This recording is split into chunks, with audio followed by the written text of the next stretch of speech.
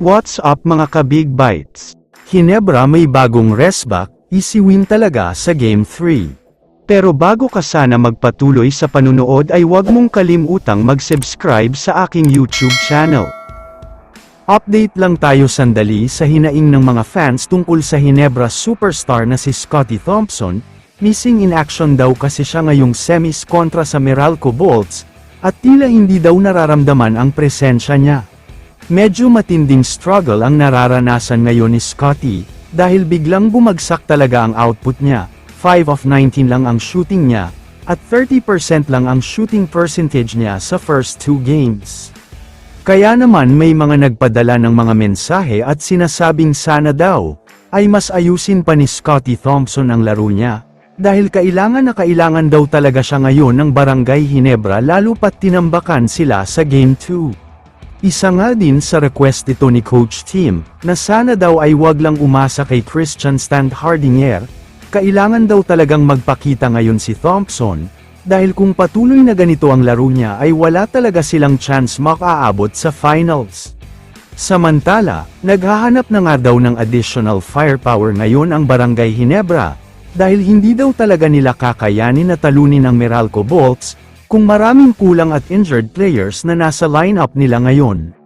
Kaya naman ayon sa mga source, mamadaliin daw ng Hinebra na gumawa ng trade para kunin si Arvin Tolentino mula sa Northport Batampier, dahil kailangan na daw talaga siya ngayong semis, dahil kulang daw sila ngayon sa contribution. Ang gagawin nga daw ng Hinebra para makuha si Arvin Tolentino, ay magbibigay ng 2 future first round pick, at kasama na rin daw ang cash incentives, protected top 5 first round pick na daw ito kaya hindi na malulugi ang Northport. Sa tingin ko naman, magiging malaki talaga ang contribution ni Tolentino kapag nakuha siyang muli ng Hinebra, dahil siguradong magkakaroon ng mismatch dito, mukhang wala kasing pangtapat ang Meralco Bolts sa kanya.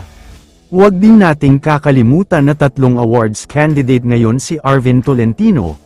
Kasama siya sa season MVP candidate, kasama siya sa Best Player of the Conference, at candidate din siya para sa Most Improved Player Award.